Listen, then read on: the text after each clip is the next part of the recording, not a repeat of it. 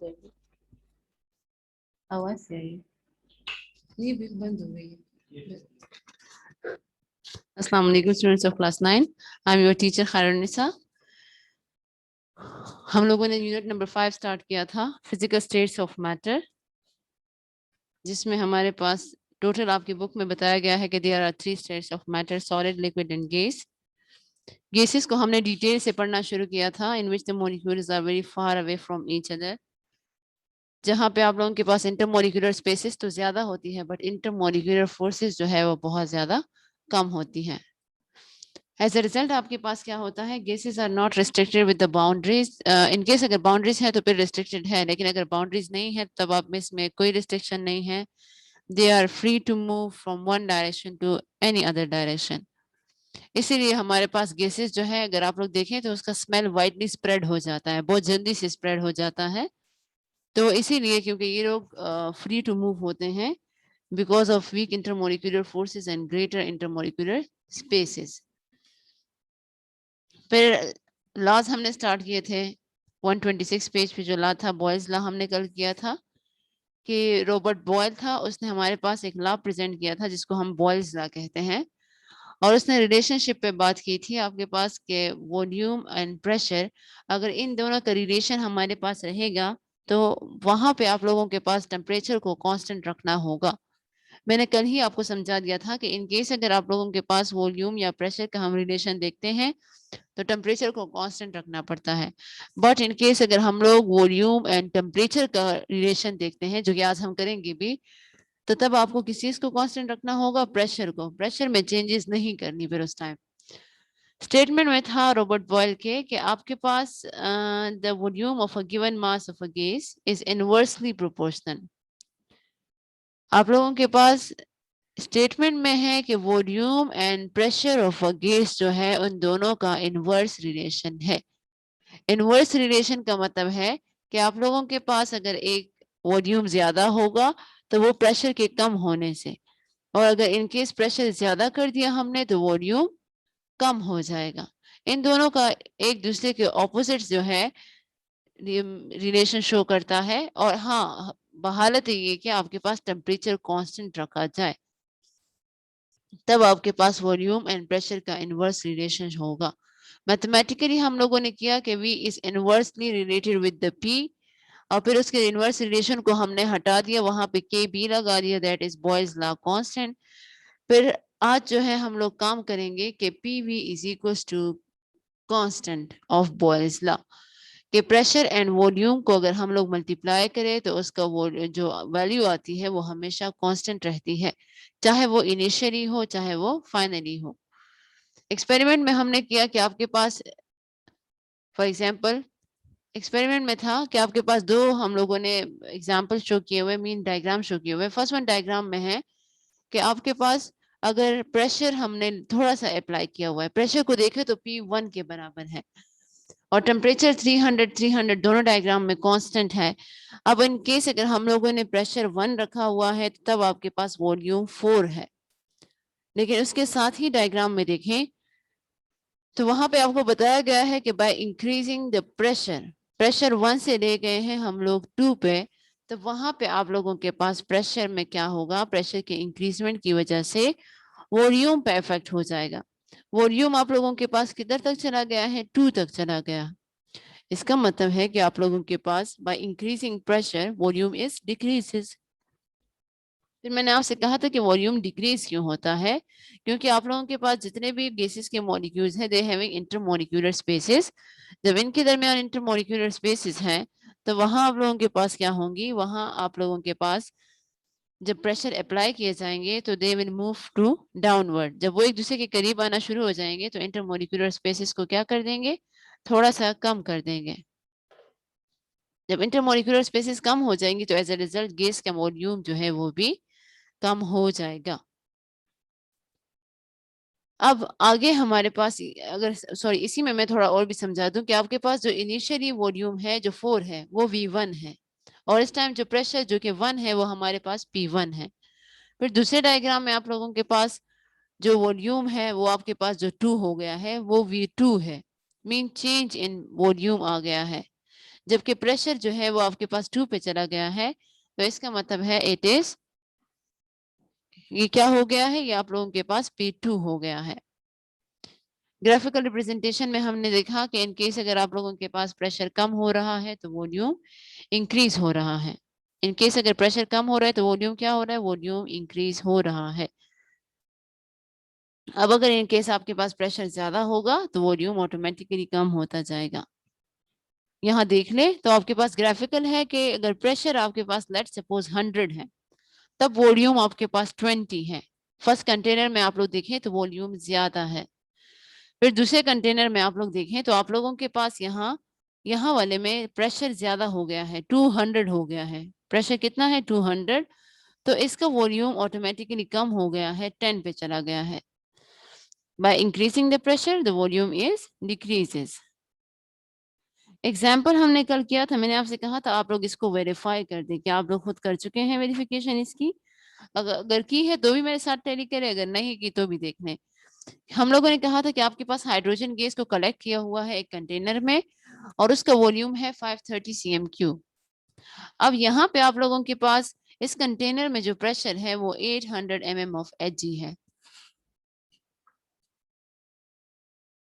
जबकि दूसरी साइड पे अगर हम लोग वॉल्यूम देखें तो वो अननोन है। जब हम लोगों ने प्रेशर कम कर दिया, 400 पे ले आए, तो कह रहे कि आप लोग वॉल्यूम फाइंड आउट करें, तब वॉल्यूम कैसा होगा। गिवन डेटा में है initial pressure that is equal to 800 mm of Hg और इनिशियल वॉल्यूम V1 आपके पास है 530 cm3। जबकि हम लोग फाइनल प्रेशर की बात करें तो वो 400 mm ऑफ Hg है, but in this case the final volume is required. हमें इसको खुद फाइंड आउट करना है। फॉर्मूला हमें पता है कि V1 P1 is equals to V2 P2। अब V2 फाइंड आउट करना है तो V2 को मैं एक्सट्रैक्ट कर दूंगी, तो V2 is equals to V1 P1 divided by क्या हो जाएगा, P2 हो जाएगा। यहाँ पे अगर आप लोग देखें तो V2 को हम लोग एक्सट्रैक्ट कैसे कर सकते हैं कि हम P2 को बोथ साइड पे डिवाइड कर देंगे, तो एज अ रिजल्ट आप लोगों के पास P2 दोनों साइड से कट जाएगा। दोनों जो ऊपर नीचे हैं V2 के साइड पे तो वो कट जाएंगे और दूसरे साइड पे आप लोगों के पास P2 रह जाएगा। तो वहां पे जो आपके पास स्टेटमेंट बन जाएगी तो वो कुछ यूं होगी कि V1 P1 divided by P2 हो जाएगा and that is equal to V2। और इसको फिर हम लोग सिंपली ऐसे भी लिख सकते हैं कि V2 is equal to V1 P1 divided by P2। अब अगर हम लोग वैल्यूज डाल दें तो V1 मेरे पास है 530 cm3, फिर उसके बाद मल्टीप्लाई करेंगे हम लोग किससे, इसको प्रेशर से करेंगे। इनिशियल प्रेशर मेरे पास है 800 mm of Hg divided by pressure 2, final pressure वो आपके पास था 400 mm ऑफ Hg। जब मल्टीप्लाई करें फिर डिवाइड कर दे तो वैल्यू आएगी आपके पास 1060 cm3। मीन फाइनल वॉल्यूम जब आपके पास प्रेशर कम हो गया तो उस टाइम वॉल्यूम ज्यादा हो गया है, दैट इज 1060 cm3। अब आगे देखें तो वेरिफिकेशन मैंने की हुई है। वेरिफिकेशन में है आप लोगों के पास V1 P1 is equal to V2 P2। अगर आपको याद हो तो मैंने आपको एक सेकंड डिफिनेशन जो पढ़ाई थी कल, तो वो थी कि आपके पास जो product of volume and pressure होगा वो हमेशा कांस्टेंट होगा, चाहे वो इनिशियल हो चाहे वो प्रेशर हो। कांस्टेंट मीन वो चेंज नहीं होता। For example V1 is equal to 530 था, P1 800 था, फिर V2 हमारे पास 1060 आया जो कि हमने अभी फाइंड आउट किया। V2 आप लोग देखिए कितना आया है 1060 मल्टीप्लाई बाय P2 कितना था 400। अब अगर मैं volume and pressure of initially आपको मल्टीप्लाई करके दिखाऊं, उसका प्रोडक्ट दिखाऊं, तो वो आप लोगों के पास कुछ यूं होगा 424000। 530 को आप 800 से मल्टीप्लाई करें कैलकुलेटर से, क्या आंसर आता है 424000 आता है। इसी तरह अगर आप लोग V2 और P2 को, V2 और P2 की वैल्यू है 1060 इंटू 400। अगर आप लोग इनको मल्टीप्लाई कर दें तब भी आपके पास वैल्यू क्या आएगी 424000। आप लोग कैलकुलेटर निकाल ले, खुद भी इवन करें, आपके पास यही कांस्टेंट वैल्यूज आएंगी, फिक्स वैल्यूज आएंगी। क्योंकि बॉयल्स के सेकंड डिफिनेशन के मुताबिक कि अगर हम लोग इक्वेशन को देखें तो आपके पास प्रोडक्ट ऑफ प्रेशर और वॉल्यूम जो गिवन मास का होगा वो हमेशा कांस्टेंट होगा। टेम्परेचर तो हमने चेंज नहीं किया ना, सिर्फ आपके पास वॉल्यूम एंड प्रेशर में चेंजेस आई हैं।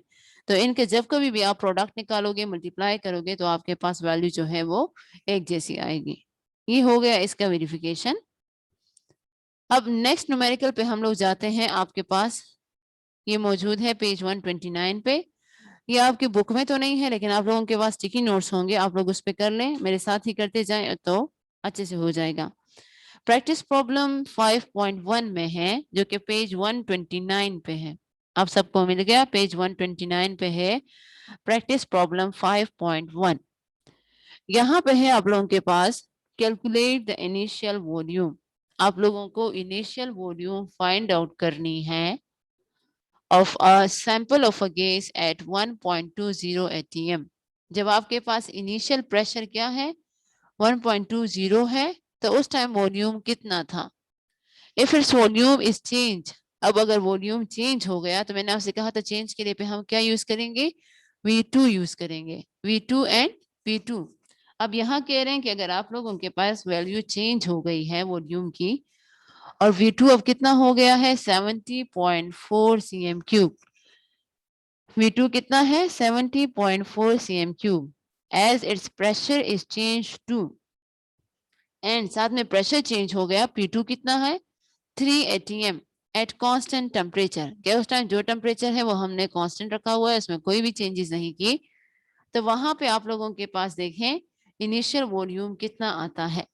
अब गिवन डेटा में हम लोग देखेंगे, गिवन डेटा में आपके पास है इनिशियल प्रेशर। इनिशियल प्रेशर आपके पास कितना है, P1 is equal to 1.20 atm। अब अगर इसको हम लोग देखें तो इसके साथ इनिशियल वॉल्यूम हमें गिवन नहीं है। अब क्या वो आपके पास रिक्वायर्ड मटेरियल है मतलब। अब अगर दूसरे नीचे आके देखें तो आप लोगों के पास था कि आपके पास वॉल्यूम चेंज हो गया है एंड प्रेशर भी चेंज हो गया है। अब अगर आप लोगों के पास वॉल्यूम चेंज है तो V2 is equal to 70.4 cm cube. V2 आपके पास कितना है 70.4 cm क्यूब है।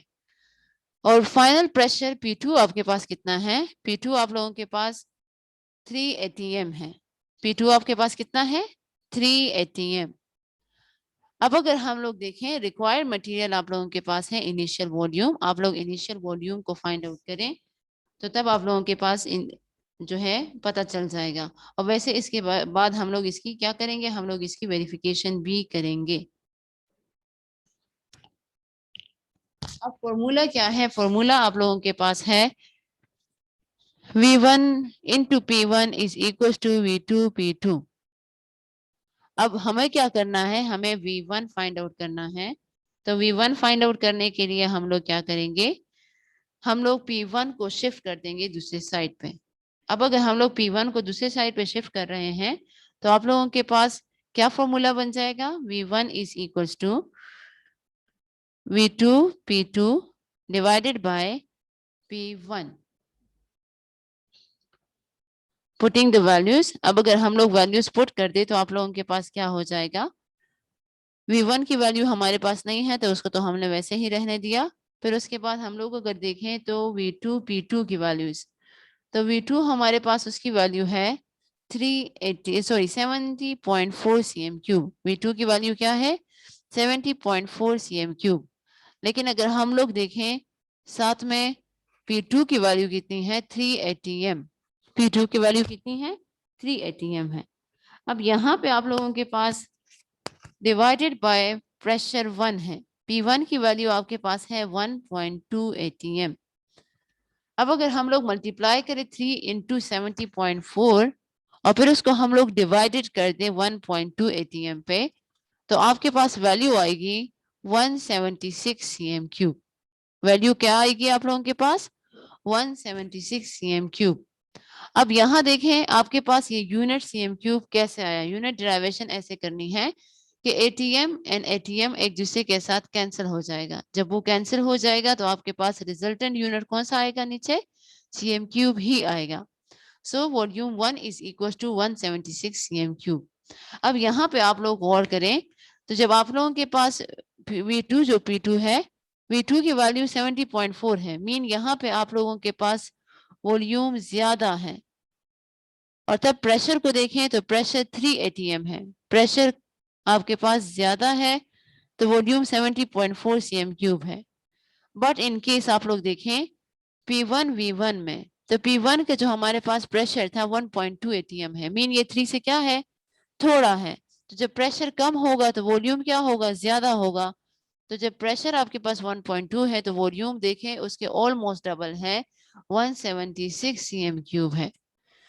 तो इससे भी पता चला कि by increasing the pressure the volume is decreases, और by decreasing the pressure the volume is increases. अब आंसर आपके पास क्या है कि initial volume of a gas sample is 1676 cm cube है। वेरिफिकेशन कर लेते हैं। वेरिफिकेशन में आप लोग फॉर्मूला लिखोगे V1 into P1 is equal to V2 into P2। V1 की वैल्यू आपके पास अभी अभी हमने डिराइव कर ली, दैट इज 176 cm क्यूब है। V1 की वैल्यू आपके पास क्या है, 176 cm क्यूब है, जबकि P1 की वैल्यू 1.2 है। जबकि दूसरे साइड पे अगर हम लोग देखें तो V2 P2 की वैल्यू है, अब V2 आप लोगों के पास क्या है, 70.4 cm क्यूब है, जबकि P2 आपके पास 3 atm है। अब एक को मल्टीप्लाई करें उससे जो वैल्यू आएगी और दूसरे को मल्टीप्लाई करें उससे जो वैल्यू आएगी, फिर देखें क्या आपके पास दोनों का प्रोडक्ट कांस्टेंट है। अब अगर मैं 70.4 cm क्यूब को मल्टीप्लाई करूं 3 से, कैलकुलेटर से आप लोग भी करें साथ में, तो हमारे पास वैल्यू आती है 211.2। वेरिफिकेशन आप लोग मेरे साथ ही करें तो आपको क्लियर हो जाएगा कि वैल्यू जो आ रही है वो 211.2 ही है। अब उसके इक्वल देखें तो दूसरी साइड पे 176 मल्टीप्लाई बाय 1.2 atm है। अब जब हमने इसको मल्टीप्लाई किया तो आपके पास आंसर आया 211.2।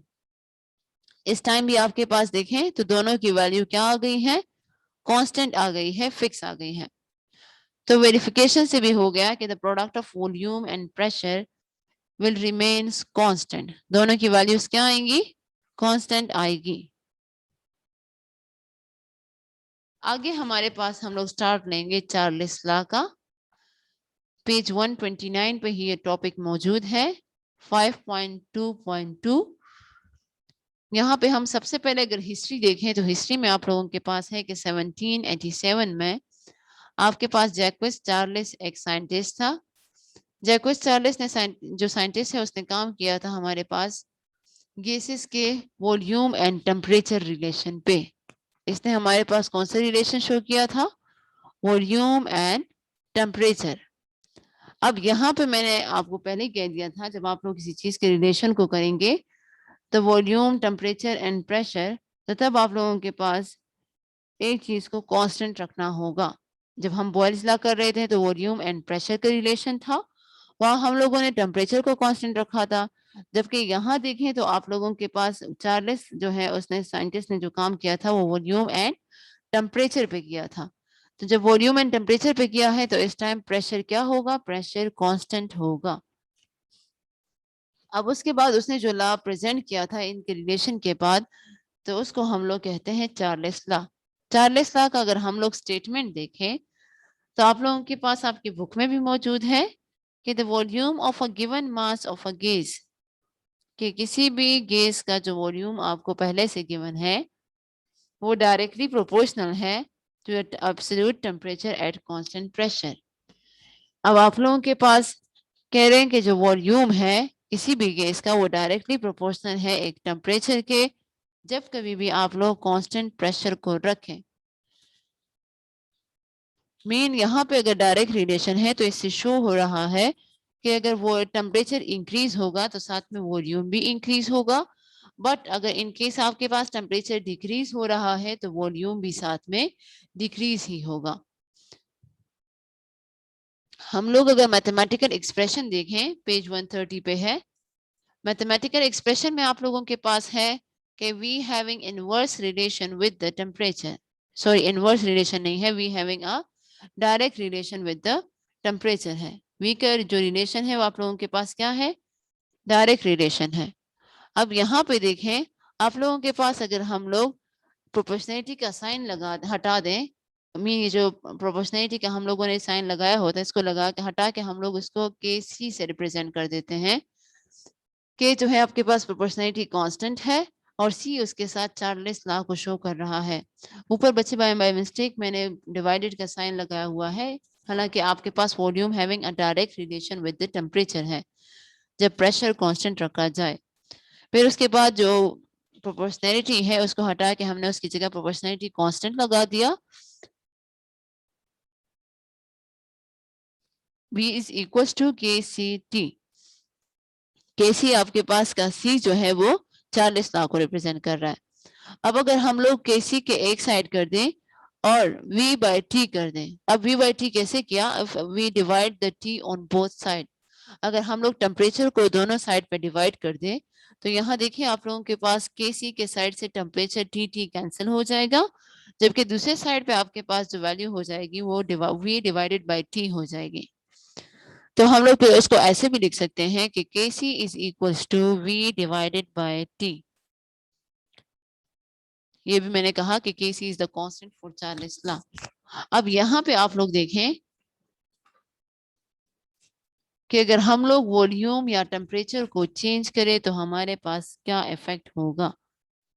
इन केस अगर हम लोग वॉल्यूम या टेम्परेचर में से चेंजेस करें, फॉर एग्जांपल इनिशियली मेरे पास टेम्परेचर था 200 डिग्री सेंटीग्रेड, या हम लोग कहें चलिए 50 डिग्री सेंटीग्रेड। इनिशियली मेरे पास टेम्परेचर था 50 डिग्री सेंटीग्रेड और इस टाइम जो वॉल्यूम था वो 50 cm³ था। अब आप लोगों के पास इस वाले को हम लोग कहते हैं इनिशियल वॉल्यूम एंड टेम्परेचर। वो वाला वॉल्यूम या टेम्परेचर जिसमें अभी हमने चेंजेस नहीं की उसको हम लोग क्या कहेंगे, उसको हम लोग initial volume and initial temperature कहेंगे।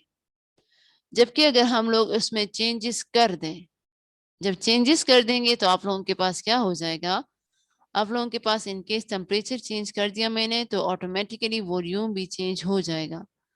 अब एज ए रिजल्ट हमारे पास जो चेंजेस आ गई हैं उसको हम लोग फाइनल रीडिंग कहेंगे। मीन वहां पे आप लोगों के पास जो वॉल्यूम होगा वो V2 में हो जाएगा और जो टेम्परेचर है वो T2 हो जाएगा। अब आपकी बुक अगर हम लोग देख लें कि व्हेन द वॉल्यूम या temperature is changes, when the temperature of a given mass of a gas is changed from T1 to T2, जब कभी भी आप लोगों के पास टेम्परेचर जो है किसी भी मास का जो गैस का हमने लिया हुआ है अगर वो हम लोग चेंज कर दें T1 से T2 में और वॉल्यूम को हम लोग चेंज कर दे V1 से V2 में, मैंने आपसे कहा जब चेंज हो जाएंगी तो वो क्या होंगे, T2 V2 होंगे और और इनिशियली आप लोगों के पास वो V1 T1 होते हैं। अब इसका हमारे पास एक इक्वेशन बनता है कि V1 डिवाइडेड बाय T1। यहाँ देखें तो हमारे पास जो प्रोपोर्शनैलिटी कांस्टेंट के साथ जो आ गया था V डिवाइडेड बाय T, तो इसी में हम लोग कहते हैं कि इनिशियल के लिए ये कैसा होगा, V1 बाय T1 होगा, जबकि फाइनल के लिए हमारे पास कैसा होगा, V2 डिवाइडेड बाय T2 होगा। अब यहाँ हम लोग कहते हैं कि हम लोग ये फॉर्मूला क्यों फॉर्मुलेट करके आपको बताते हैं कि V1 divided by T1 is equals to V2 divided by T2 that is equals to KC। ये इसलिए कि हम लोग इससे वेरिफिकेशन करते हैं किसी भी लॉ की कि क्या आप लोगों के पास उसके वैल्यूज वाकई कांस्टेंट आती है कि नहीं। अब यहाँ देखें हमने कहा कि इनिशियल वॉल्यूम और टेम्परेचर की जो वैल्यू होगी अगर आप उसको डिवाइड करेंगे तो उसकी जो वैल्यू आएगी वो KC मतलब वो कांस्टेंट होगी।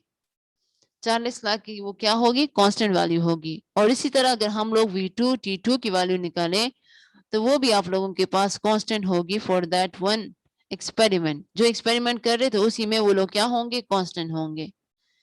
T1 हमारे पास इनिशियल टेम्परेचर है, T2 आप लोगों के पास फाइनल टेम्परेचर है, जबकि V1 आप लोगों के पास इनिशियल वॉल्यूम है और V2 आप लोगों के पास फाइनल वॉल्यूम है। यहाँ देखें तो V1 divided by T1 that is equal to V2 divided by T2। Mean आप लोगों के पास इस फॉर्मूले का यूज हम लोग न्यूमेरिकल्स में करेंगे for the verification of Charles law. Temperature जो T जो है वो टेम्परेचर ऑफ गैस शो कर रहा है, V जो है volume of a gas show कर रहा है और इस हालत में आप लोगों के पास प्रेशर कांस्टेंट होता है। अब इस इक्वेशन से अगर हम लोग देखें तो चार्ल्स लॉ को हम एक और तरह से भी डिफाइन कर सकते हैं। फॉर एग्जाम्पल, अगर मैं V1 डिवाइडेड बाय T1 की बात करूं, तो the ratio between volume and temperature, mean आप उसको डिवाइड करके जो वैल्यू निकालेंगे, वॉल्यूम एंड टेम्परेचर को डिवाइड करके जो वैल्यू निकालेंगे, of a given mass of a gas will be constant at constant pressure, वो आप लोगों के पास हमेशा कांस्टेंट रहेगी जब आप लोग प्रेशर को चेंज नहीं करेंगे। कांस्टेंट रखेंगे तो तब आप लोगों के पास क्या होगा, जो रेशियो आएगी टेम्परेचर एंड वॉल्यूम की, तो वो आप लोगों के पास क्या होगी, कांस्टेंट होगी। अब अगर हम लोग एक्सपेरिमेंटल वेरिफिकेशन शुरू कर ले उस फॉर्मूला के लिए कि मीन हमारे पास ये कैसे कांस्टेंट रहते हैं, तो आप लोग देखिए, आप लोगों के पास apparatus used for experimental verification of Charles law consist of 2 cylinders। कितने हम लोगों ने लिए हैं, 2 cylinders लिए हुए हैं, fitted with a movable और frictionless piston। हमारे पास जो पिस्टन होगा वो आपके पास क्या होगा, मूवेबल होगा या फिर फ्रिक्शनलेस होता है, उसमें हमारे पास चेंजेस आ सकती है, वो ऊपर नीचे पिस्टन हो सकता है। The walls of the cylinder are heated,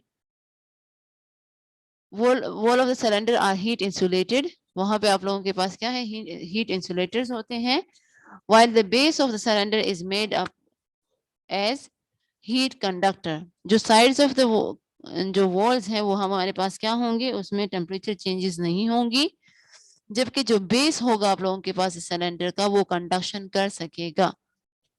note the initial volume and temperature, ये बच्चे मैं अभी आपको एक्सपेरिमेंट ये देखिए आगे करके बताती भी हूँ। अच्छा, note the initial volume and temperature and find the ratio. आप लोग इनिशियली देखें टेम्परेचर कितना है, वॉल्यूम कितना है, उसका आप लोग रेशियो निकाले, फिर उसके बाद cylinder is eight constant pressure, the piston moves upward and the volume increases. अब जब आप लोगों ने टेम्परेचर चेंज कर दिया तो उस टाइम देखें कि आप लोगों के पास वॉल्यूम और टेम्परेचर की वैल्यूज क्या क्या आई है, उसका रेशियो निकालें।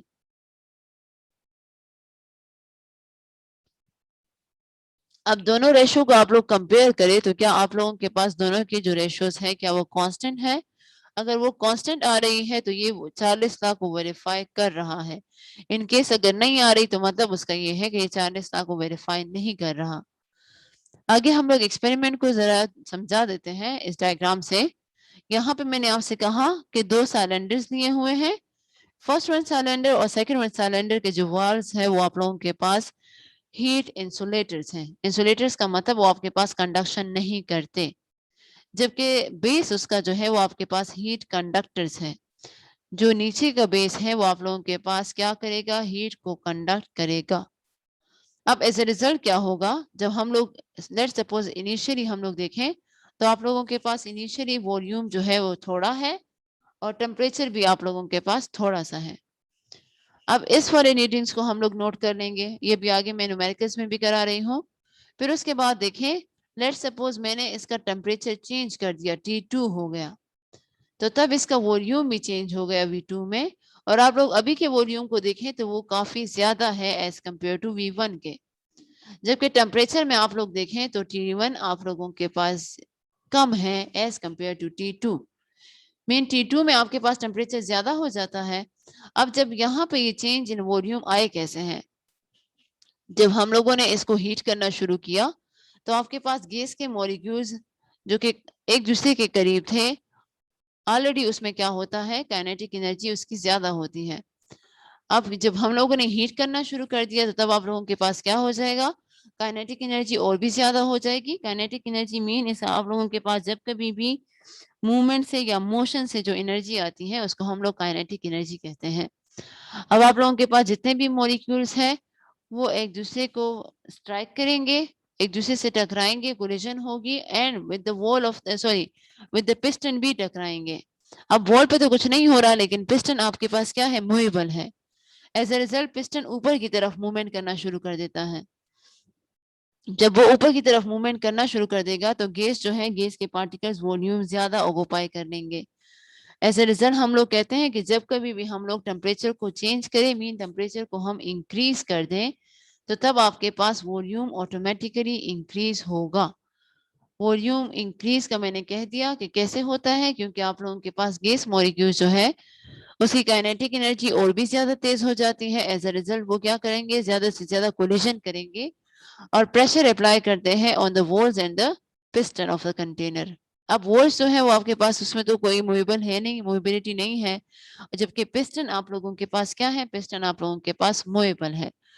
अब एज ए रिजल्ट क्या हो जाएगा, आप लोगों के पास जितने भी पार्टिकल्स हैं वो उस पिस्टन को अपवर्ड मूवमेंट शो करेंगे, ऊपर की तरफ उसको पुल करेंगे, ऐसे पुश करेंगे। एज ए रिजल्ट आपके पास क्या हो जाएगा, वॉल्यूम ज्यादा हो जाएगा।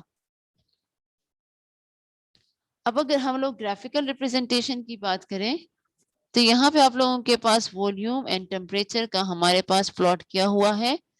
वॉल्यूम का V लिखेंगे एंड टेम्परेचर का T। ये आप लोगों के पास जो है देखें तो आपको पता है कि when the temperature is increases the volume is automatically increases. तो इसका मतलब है कि ये वाला जो है डायरेक्ट रिलेशन शो करेगा, और जब डायरेक्ट रिलेशन शो कर रहा है तो यहाँ देखें इसका जो ग्राफ बनेगा वो स्ट्रेट लाइन शो करेगा।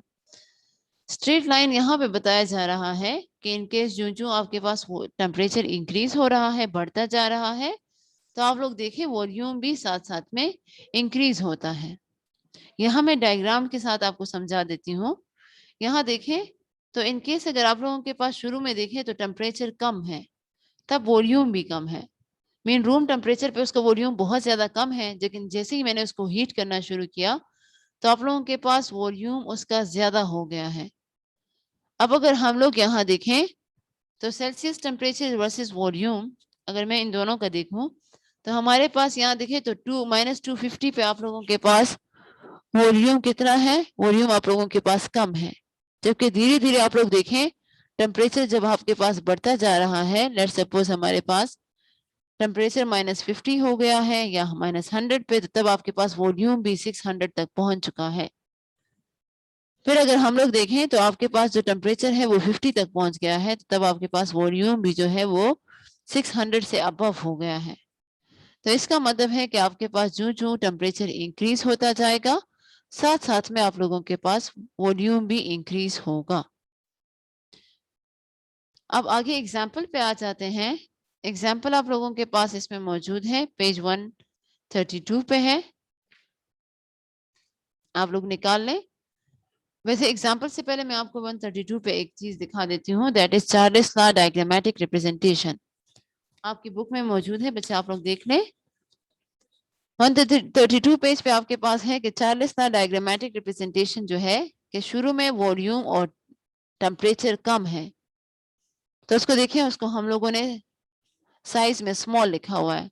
लेकिन जो जो आपके पास इंक्रीज इन टेम्परेचर होता जा रहा है, मैंने आपसे कहा था कि इनिशियली आपके पास जो टेम्परेचर होगा वो V1 होगा, सॉरी T1 होगा, वॉल्यूम V1 होगा। लेकिन जो जो टाइम गुजरता जाएगा आप लोगों के पास क्या हो जाएगा, वॉल्यूम एंड टेम्परेचर जो है उसका रिलेशन डायरेक्ट हो जाएगा। टेम्परेचर जितना बढ़ता जाएगा वॉल्यूम ऑटोमेटिकली इंक्रीज होता जाएगा। आप लोग डायग्रामेटिकली देख भी सकते हैं कि आपके पास टेम्परेचर का जो वैल्यू है, जो कि हम लोगों ने उसका जो साइज है बड़ा शो किया हुआ है, जबकि वॉल्यूम भी है वो भी साथ में क्या हो चुका है, बड़ा कैपिटल इन साइज लिखा हुआ है। वो इसीलिए कि जो जो टेम्परेचर बढ़ता जाएगा साथ साथ में वॉल्यूम भी बढ़ता जाएगा।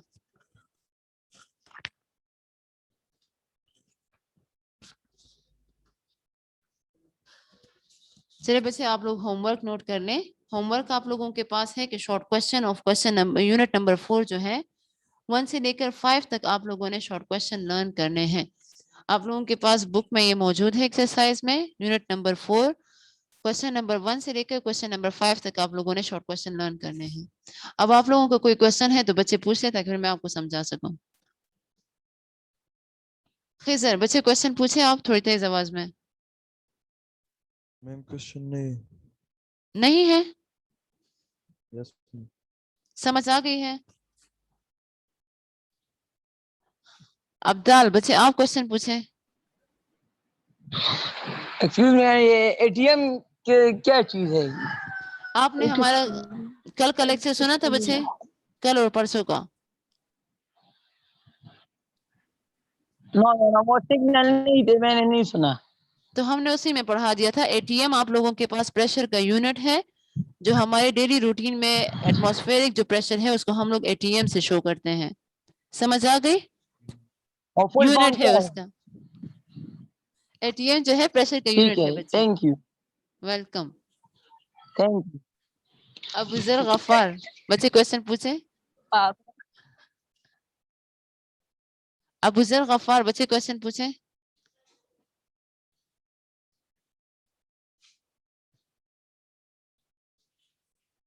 इकरा इकरा बच्चे क्वेश्चन पूछे।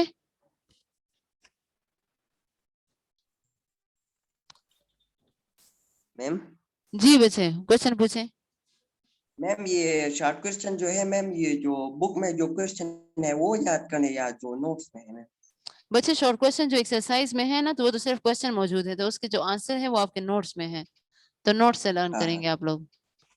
सही है मैम, सही। इकरा बच्चे क्वेश्चन पूछे आप।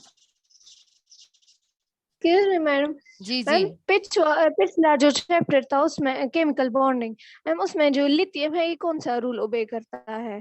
ऑक्टेट के ड्यूप्लेट। इकरा ये तो आपको खुद बताए होना चाहिए ना। लिथियम के एटॉमिक नंबर कितना है? 3 है। 3 है ना? Yes ma'am. तो जब आपके Yes, पास वो ma'am. ऑक्टेट तो नहीं कंप्लीट कर सकता ना एज ए रिजल्ट, क्योंकि उसके आउटर मोस्ट शेल में 1 Yes, इलेक्ट्रॉन है, तो उसको 7 तो कभी कोई नहीं देगा, तो वो उस एक को क्या yes. कर देता है, लूज कर देता है और डुप्लेट रूल को ओबे कर देगा। तो मैम इसका नियरेस्ट जो है, मतलब इसके सामने वाला जो इनर्ट गैस है वो नियॉन है, ये मैंने सोचा। हाँ नियॉन तो है, लेकिन आपके पास इसको कोई 7 इलेक्ट्रॉन्स देता नहीं है बच्चे, तो इसलिए ये हीलियम की तरह बनना चाहता है फिर। Yes ma'am, thank you. Welcome.